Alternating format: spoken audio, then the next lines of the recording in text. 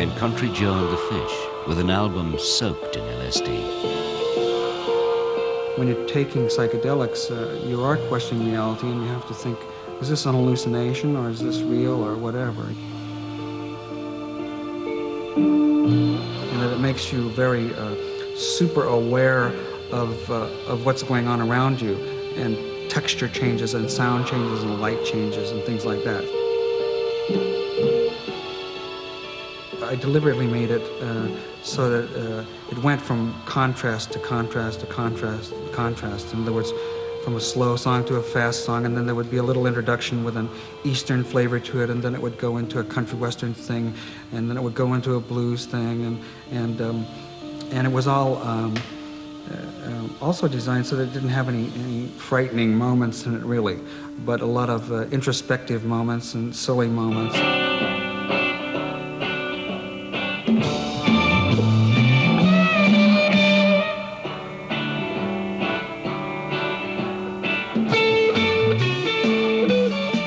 I do remember actually when it was over, after we assembled it all and listening to it high on LSD to find out if it worked or not, you know, and deciding that yes, it did.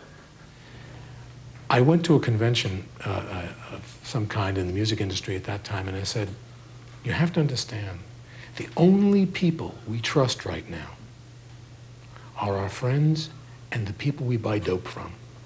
There's no one else in this country we can trust. We can't trust the government. We don't trust the cops. The teachers we had lied to us. Our parents basically didn't tell us the truth.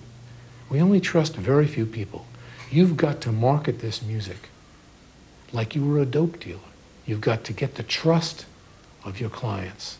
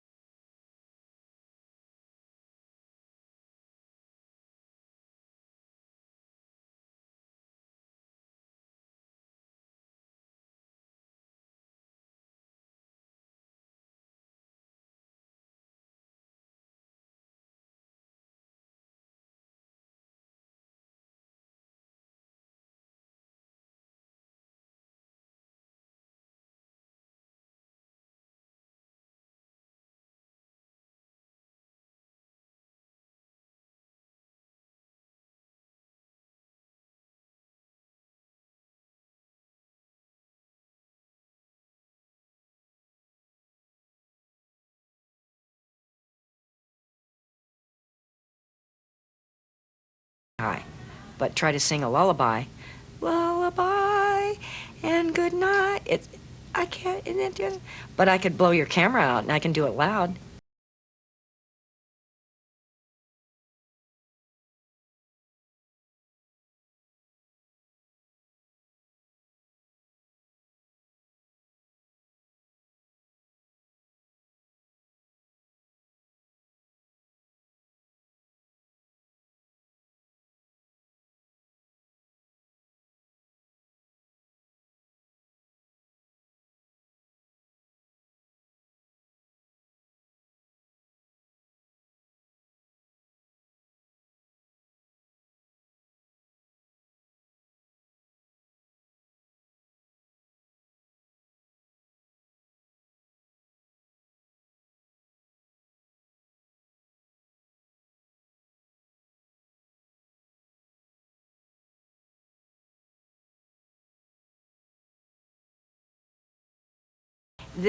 A chemical of one sort or another is going to let you have a wonderful adventure.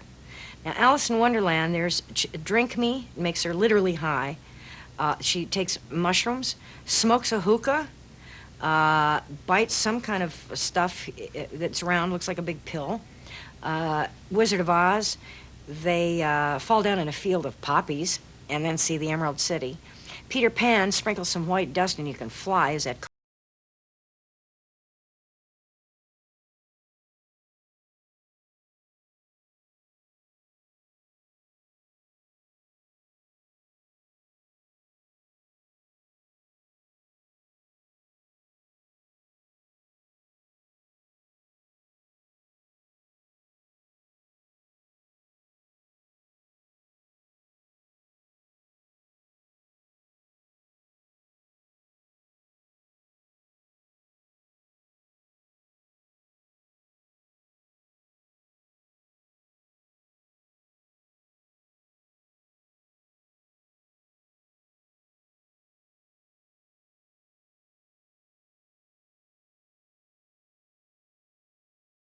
Jefferson Airplane, and two of my favourite records, which I wish that I could cycle forever through my mind, which is something that I would like to do, or hang them around my neck or something, or wear them. There's a record shop in South Moulton Street, the name of which escapes me, but that was the shop into which the import records from the States would come. So yeah, I used to just kind of hang around in there, like kids hang around in dance record shops now, you know, and stuff would come in and, you know, I'd buy them and then rush them back to the ship. So don't forget to make yourself a perfume garden badge if you haven't already done so.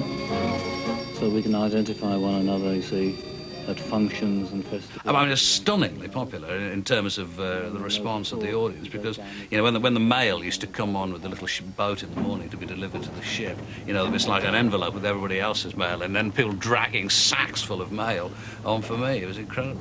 It was as though I'd flung a door open and said, Jesus Christ, look what's going on in here, you know. And people were obviously enormously pleased with that.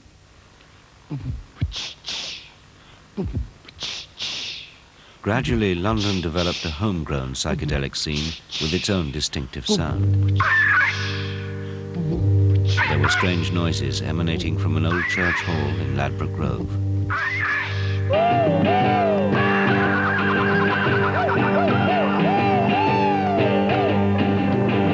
There was a need to experiment in order to find another way of expressing ourselves that didn't involve practicing playing the guitar for 10 years. At the time, people were standing there in little suits, you know, with those Gibson E2 kind of bass guitars held against the chest, going like that. And although it wasn't very complicated stuff, it wasn't something I was interested in. I found that if you turned the thing up loud and used a plectrum, you know, and I had a Rickenbacker which I bought with a grant. In fact, my entire term's grant one term. And if you banged it hard, and it made strange noises when I found that if you pushed the strings against the pickups, it made funny clicking noises.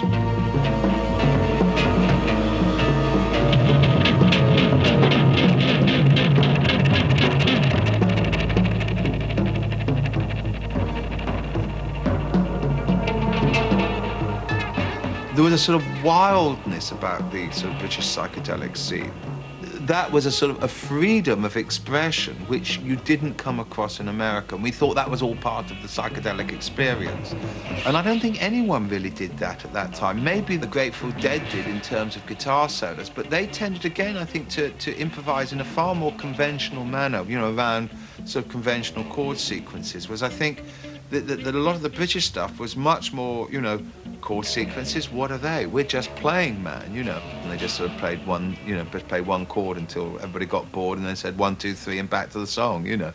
Arnold Lane had a strange hobby. British record companies soon cashed in on the new underground scene. Pink Floyd was signed by EMI, and Syd Barrett penned a perfect slice of pop psychedelia for their first single. They shoot him down. On the wall hung a tall mirror. Arnold Lane and See Emily Play were both sort of minor hits. We would not perform them. live, because we considered the 3-minute form to be irrelevant to the idea of live performances. And so we did a lot of gigs where people would stand on the balcony and pour beer on us because we wouldn't see Emily play or Arnold Lane.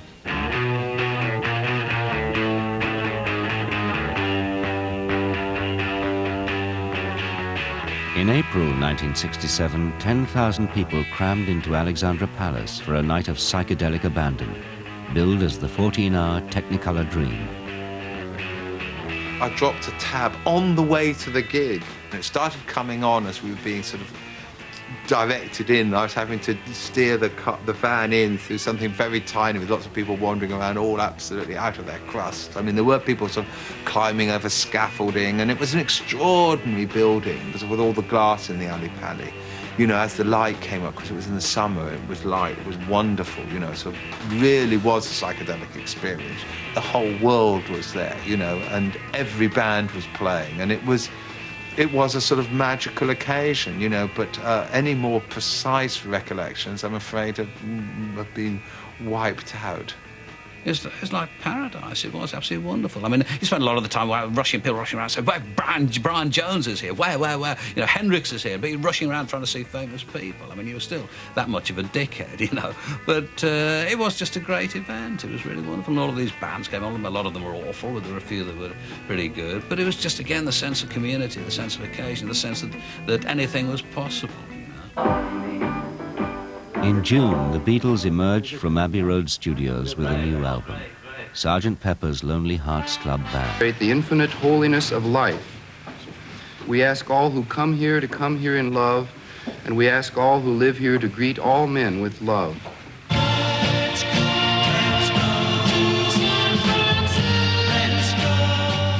But even as the charts filled up with sycophantic odes to San Francisco, the Haight-Ashbury scene began to break up. The psychedelic shop closed down, and many of the original hippies moved out.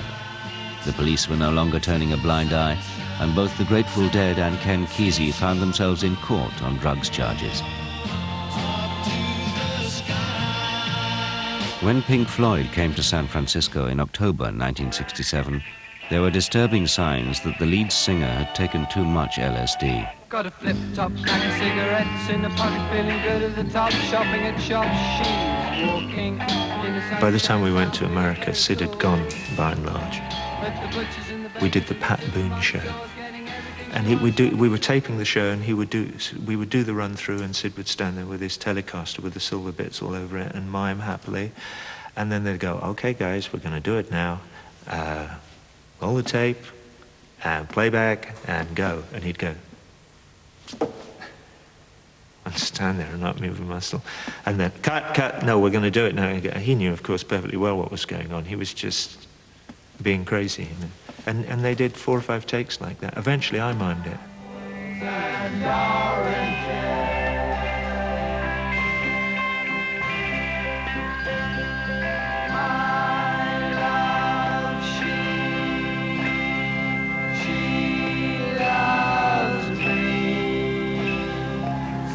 But the bands played on, and in 1968, record companies made record profits. For the first time, album sales outstripped singles on both sides of the Atlantic. The leading groups were given more and more room to experiment, and once again, the Grateful Dead didn't say no. When we mixed it for the hallucinations. And we performed the mix. Phil and I performed the mix. We had it as though it were an electronic music composition. You know, he would do things and I would do things. We were working over each other and bring these faders up and those down and switching these things around. It was pretty intense, and we performed each side all the way through. Last leaf falling, the earth where green was born.